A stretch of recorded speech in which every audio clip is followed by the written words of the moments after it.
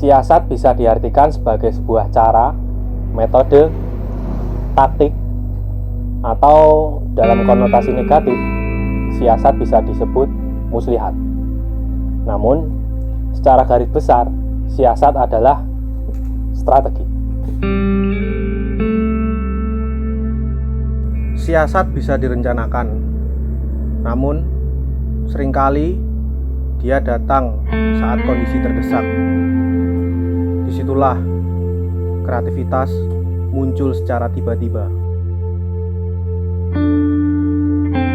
Banyak jalan atau cara menuju kematian. Namun, bagaimana cara kau mati, itu tergantung jalan yang kau pilih.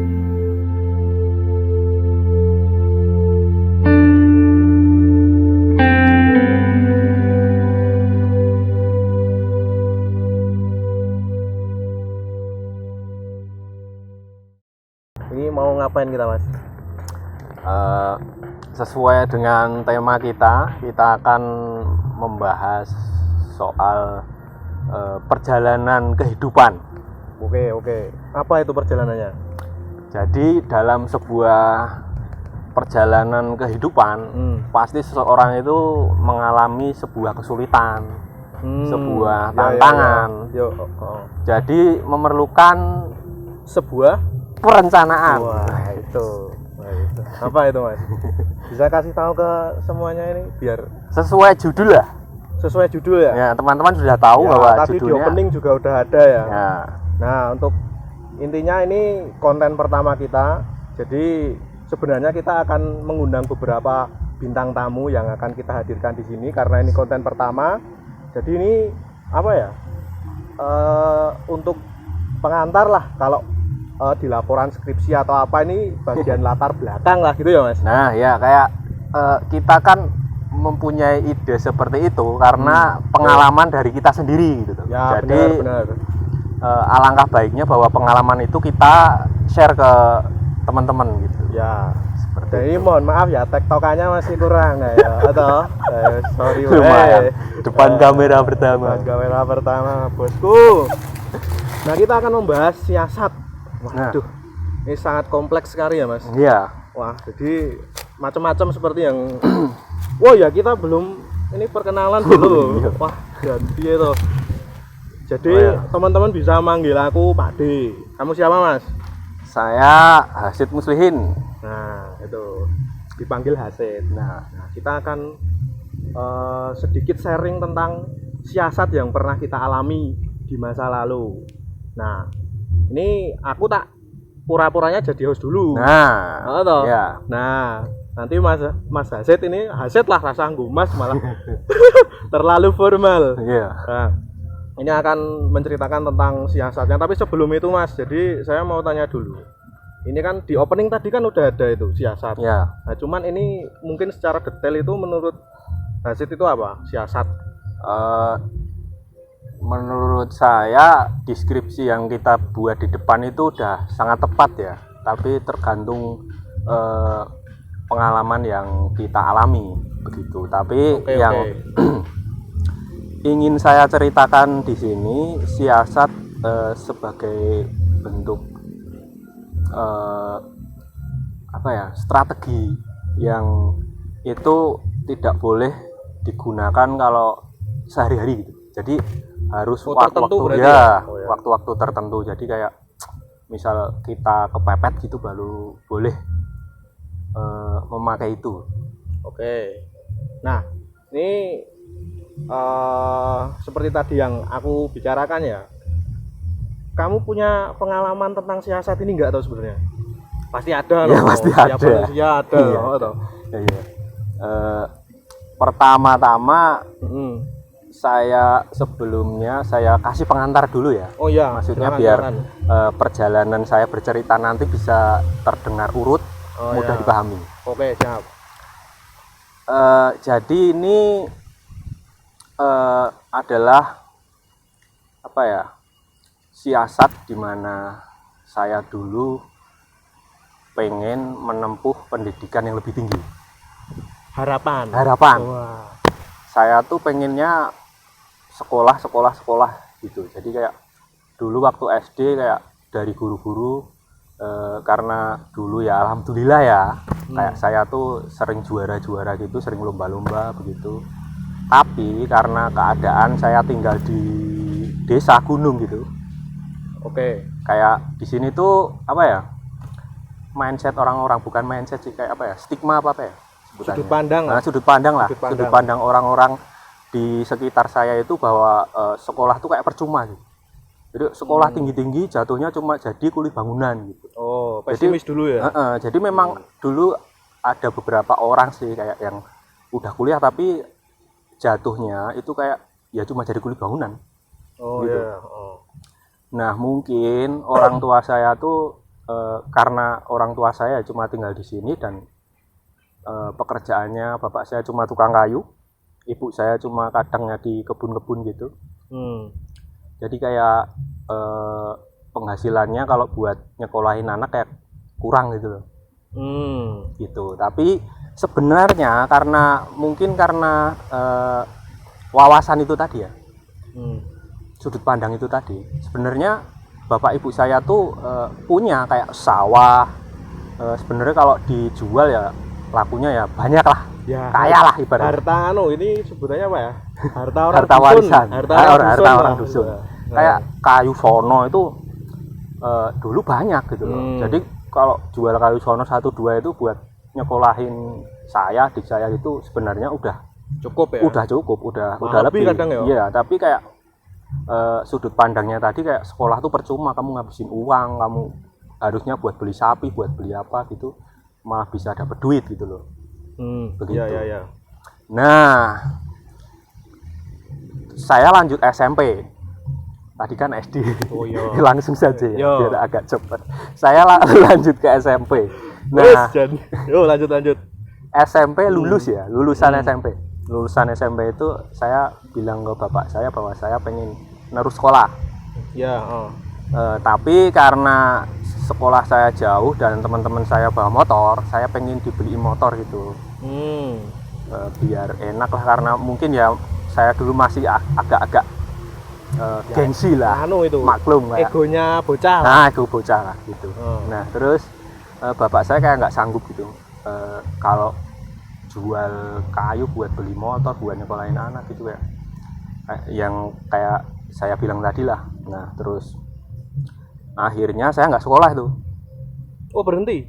Oh, berarti berhenti. Itu di tengah-tengah SMP apa pas lulus itu? Ya, lulus SMP. Ya? Lulus SMP saya nggak nerus sekolah. Nah, pas saya nggak nerus itu, saya malah kerja di kayak kebun-kebun tebu gitu, macul. Petani. Jadi petani lah. Ya, dibayar sehari 15.000. Itu selama sekitar berapa bulan ya? Hampir 1 tahun dapat HP Sony Ericsson. Tipe apa ya sih kalian Ra? Lupa, K700 sama apa itu. Harganya waktu itu tahun 2008 itu harganya sekitar 600.000 lah. Ya lumayan itu.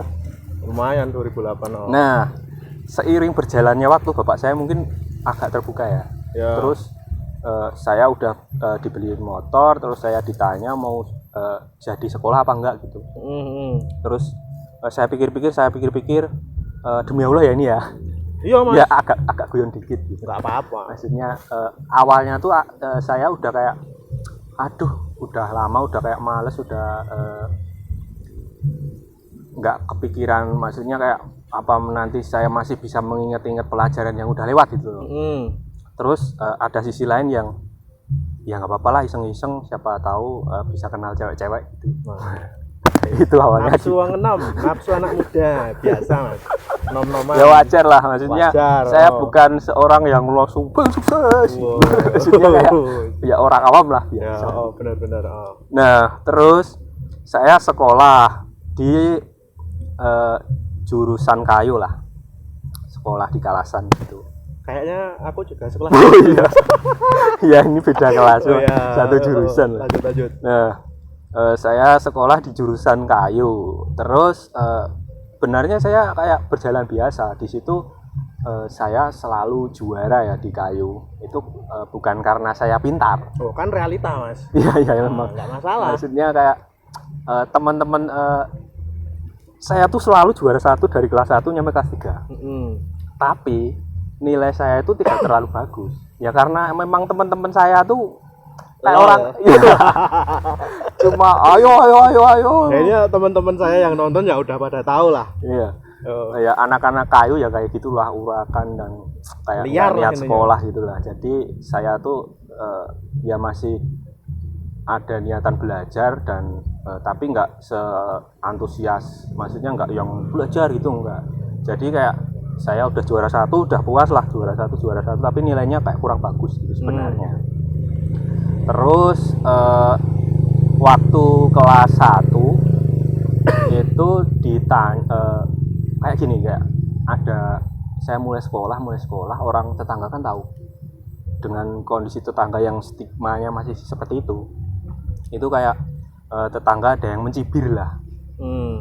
Makanya sekolah meneh sekolah di jurusan kayu gitu, padahal kan orang tuanya tukang kayu, ngapain sekolah di kayu, cuma jadi tukang kayu gitu. Oh ya kayak gitu. Terus saya kayak ketusuk gitulah, maksudnya kayak oh iya ya, oh iya ya, kayak ada benarnya juga ya, ngapain saya sekolah kayu kalau mau cuma jadi tukang apa.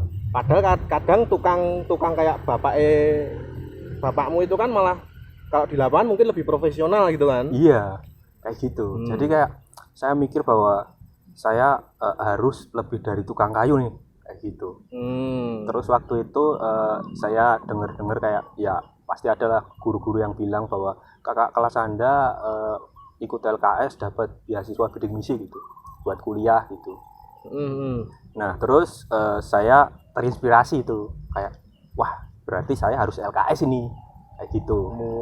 Ngejar lomba-lomba nah, gitu. Pokoknya ngejar itu biar dapat beasiswa kuliah. Nah itu ada harapan gitu. Nah terus BP waktu itu Bu Oti ya, BP-nya masih Bu Oti. Terus Bu Oti kayak ngasih apa ya, tugas ke siswa-siswanya, kayak suruh nulis kenapa kamu masuk di jurusan kayu dan apa yang akan kamu lakukan selanjutnya. Intinya seperti itulah. Nah terus saya nulis bahwa saya masuk di kayu tuh nggak karena terpaksa gitu. Jadi kayak orang-orang yang masuk di kayu tuh sebagian besar orang yang pengen sekolah di tempat lain atau di jurusan lain nggak keterima, masuknya di kayu itu loh. Dan saya nggak tahu itu.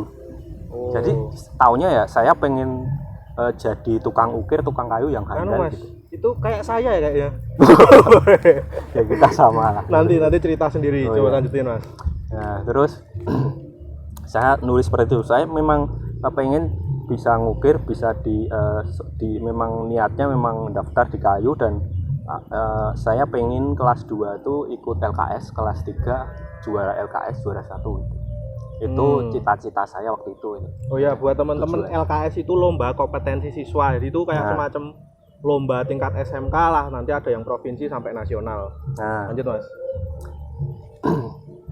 Singkat cerita nyampe kelas 2 ternyata Bu Oti itu diam-diam bilang sama ketua jurusan Pak Agus waktu itu. Nah, legend. Nah dan Pak Agus kayak mungkin ngelihat saya nukang atau apa, mungkin udah memperhatikan mungkin saya serius ya, terlihat serius. Terus kelas 2 saya diikut sertakan lomba LKS. Waktu itu dapat harapan 4. Terus kelas 3 saya ikut lagi. Nah itulah kejadian di mana siasat saya muncul. Waduh. Sebenarnya ini kayak nggak patut diceritakan ya, kayak kode etik lah, tapi karena udah terlewat begitu lama, kayak ya mungkin bisa diambil pelajaran ya mungkin ya. Jadi waktu itu LKS itu ada dilaksanakan selama 3 hari. Nah hari pertama saya mengikuti itu dengan awalnya baik-baik saja, kayak seperti biasa gitulah. Tapi karena ada beberapa awalnya kan kayak ada yang ngajuin kayak gini. Jadi kayak salah satu peserta di sekolah lain gitu kayak ngajuin boleh nggak saya pakai alat ini gitu. Jadi kayak LKS itu semua manual gitu loh, nukang semua sebenarnya dari awal tuh nukang semua kayak manual gitu. Jadi adu skill lah. Nah intinya tapi nggak ada campur tangan elektrik lah nah intinya. ya kayak Pure kecanggihan manual. alat tuh dihindari gitu loh. Oh iya. Nah paling cuma circle atau apa scroll show gitu. Jadi tapi waktu itu ada yang ngajuin kayak alat buat merestek itu yang udah langsung jadi gitu loh. Padahal kayak saya latihan di tempat itu kayak manual. Jadi kayak ada tekanan pikiran gitu. Intinya ada orang yang difasilitasi. Nah, yang tadinya seharusnya nggak boleh itu ya mas? Ya. Atau gimana? Nggak tahu ya. Yang berjalan sebelumnya itu nggak ada alat yang disediain yang terlalu modern gitu loh. Gitu. Ya semi manual lah. Nah itu tuh buat dia ngajuin bahwa kalau pakai alat ini bisa nggak gitu loh, nanya ke juri. Akhirnya dirunding diperbolehkan. Boleh. Iya. Jadi kayak mereka udah nyolong start dulu itu loh. Di rumah latihan dengan alat itu, di sana langsung pakai alat itu gitu. Oh, tapi itu bisa disebut curang juga nggak sih? Ya nggak tahu ya. Maksudnya kalau dari awal udah kayak gitu harusnya ya menurutku fair kurang fair gitu loh, kurang fair gitulah. Ya itu ada tekanan itu. Terus karena ada tekanan, mereka udah langsung berdiri, saya masih mbahani. Saya nyerkel bahan lah ya, menyiapkan bahan. Ada proses lah itu mbahani gitu. Nah saya nyerkel karena saya nggak lihat circle tuh nggak ada apa ya pengamannya, saya langsung pakai manual gitu loh, pakai tangan jeret gitu. Saya tarik ternyata meleset gitu loh. Kena tubuh. Ya, tapi intinya kayak bahan yang saya udah persiapkan tadi rusak gitu loh. Oh, ya ibaratnya kayak mubazir gitu ya? Ya kayak kesalahan lah. Saya melakukan ya. sebuah kesalahan gara-gara pikiran itu tadi. Terus salah satu bahan yang mau saya gunakan itu yang udah saya bahani itu rusak. Nah saya harus mengulang kembali. Tapi itu bahannya itu emang disiapkan jumlahnya segitu apa? Iya. Bisa ngambil lagi kalau misalnya rusak? Bisa ngambil lagi. Oh. Tapi awalnya segitu, terus ada satu dikasih kuota satu bahan lagi gitu loh. Oh. Nah tapi kan kalau saya ngambil lagi saya harus bahani ulang. Nah itu saya bahani ulang dan waktu berkurang kan. Ya. Nah itu tambah tekanan lagi. Nah itu berlalu.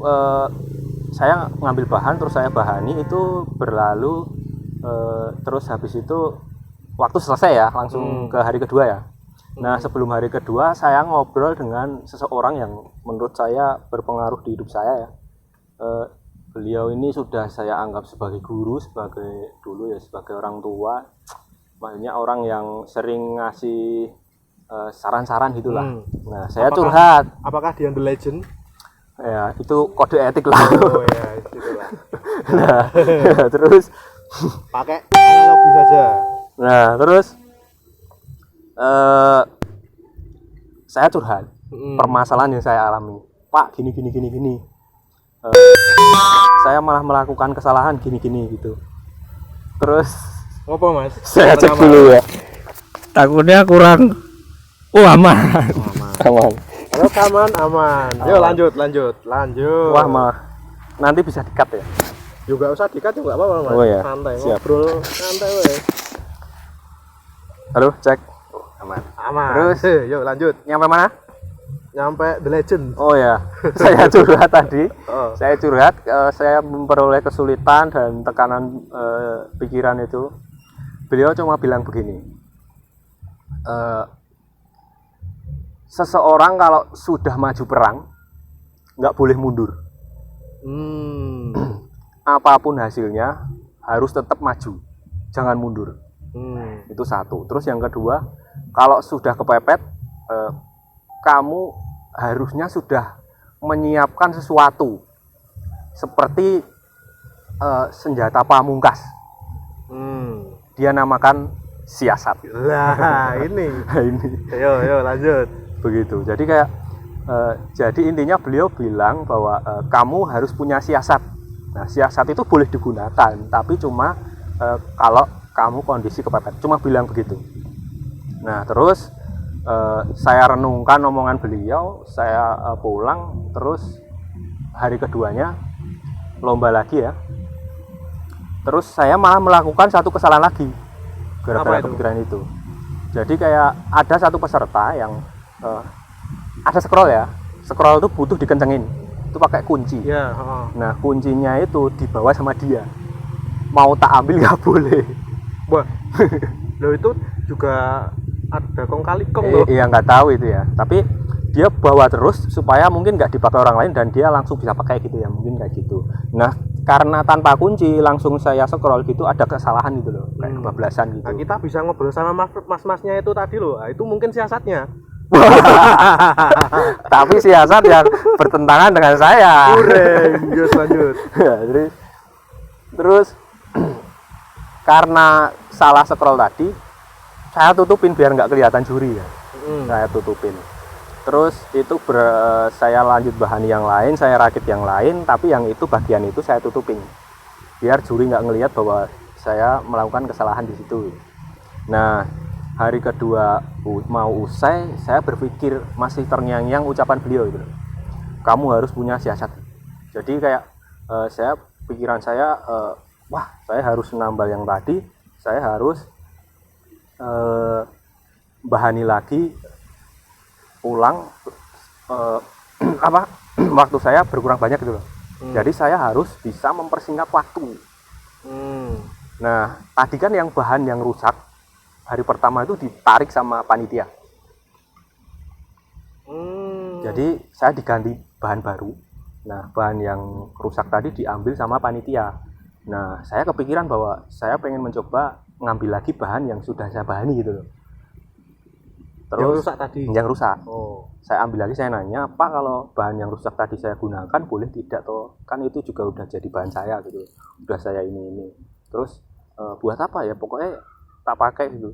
Terus boleh enggak gitu. Terus karena saya maksa kayak debat gitu, terus akhirnya diperbolehkan. Nah, bahan itu tadi saya bawa pulang. Wah. Nah, itu pikiran saya singkat bahwa ada bagian-bagian tertentu yang itu tuh sepele sebenarnya.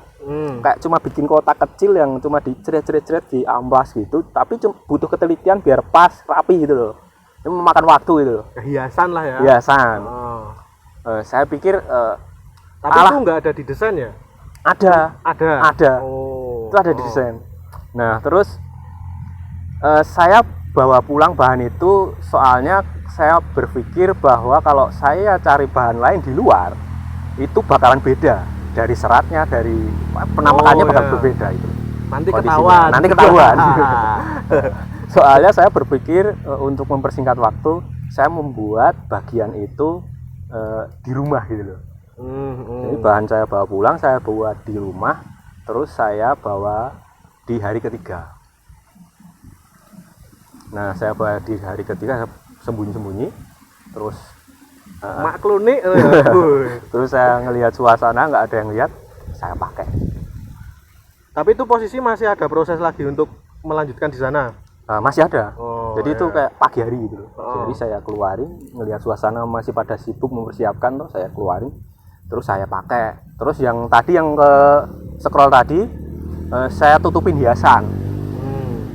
Nah, ternyata yang ke scroll tadi yang saya tutupin hiasan, inlay namanya kayak itu yang ada kayu yang berbeda yang ditanam ke kayu yang lain gitu ya, yang warnanya beda gitu lah. Itu yang menjadi alasan juri bahwa itu poin yang membuat nilai saya jadi lebih tinggi itu. Poin plus. Jadi gara-gara kesalahan itu tadi malah jadi poin plus. Dan akhirnya setelah selesai pengumuman, saya nggak berpikiran bahwa saya akan mendapatkan peringkat ya. Karena saya sudah melakukan banyak kesalahan dan saya udah kayak masa bodoh, nanti ketahuan curang dikeluarkan atau gimana, saya udah masa bodoh. Ternyata pas pengumuman saya jadi juara 1. Alhamdulillah. Mengejutkan sekali. Saya sampai nangis. Waduh. Fotonya kayaknya masih tuh. nanti bisa ditampilkan ya waktu saya megang itu sambil nangis. Piagam kebanggaan. Oh iya. Itu pengalaman wah. Ya itu tadi. Terus karena modal itu tadi persyaratan bidik misi kan harus juara kelas gitu, dapat peringkat 3 besar terus kalau bisa ada sertifikat perlombaan. Jadi karena saya sudah mengantongi tiket juara kelas, ya, saya butuh satu lagi tiket sertifikat lomba biar menunjang lagi gitu loh. Ya. Jadi itu juga udah dapat. Akhirnya saya alhamdulillah keterima bidik misi, bisa kuliah dan alhamdulillah lulus. Dan lebih dari tukang kayu berarti ya? Ya alhamdulillah kemarin sempat punya karyawan. Waduh. Ya semoga akan menjadi sebuah usaha yang bisa menghidupi saya dan keluarga lah nantinya. Amin lah. Nah itu menarik sekali ya tadi. Sangat Lumayan siasat itu loh. Jadi itu masuknya berarti pas kepepet ya? Ya kepepet banget Jadi itu. kayak orang terdesak itu kadang kreativitas itu ya muncul secara tiba-tiba. Ya meskipun sebenarnya kayak terdengar agak licik ya, tapi ya nggak apa-apa lah menurut saya. Kan gini Mas, ada kondisi-kondisi tertentu yang kadang orang itu melakukan hal-hal tersebut. Iya. Ya menurut saya karena saya membutuhkan itu, mungkin teman-teman pesaing saya juga membutuhkan itu ya. Cuma mungkin mereka ada dana mungkin ya. Semoga ada. Lalu siapa tahu mereka juga punya siasat. Nah, yang tidak hampir samaan kita nggak tahu. Kita nggak tahu. Nah, gitu. Ya mungkin seperti itu ya. Kenapa saya merasa berdosa ya dari dulu? Ya itu dia. Nggak kepikiran. Mungkin itu dulu aja ya Mas. Oh iya. Maksudnya kalau mau lanjut ke saya nanti nggak kepanjangan. Ya itu poinnya seperti itu karena mungkin bisa dipetik pelajaran. Yang penting saya sudah mencapai tujuan dan tujuan saya perlu perjuangan dan sudah saya lalui dengan sebuah siasat yang sudah saya utarakan tadi. Ya, dan pada akhirnya kan bisa kuliah, lulus dan dengan proses yang penuh siasat juga. Ya. Tapi nanti ya lah. tentunya lebih baik gitu ya lebih baik. Lebih baik. Nah, gitu. Oke, teman-teman. Kayaknya cukup ya. Udah berapa menit ini?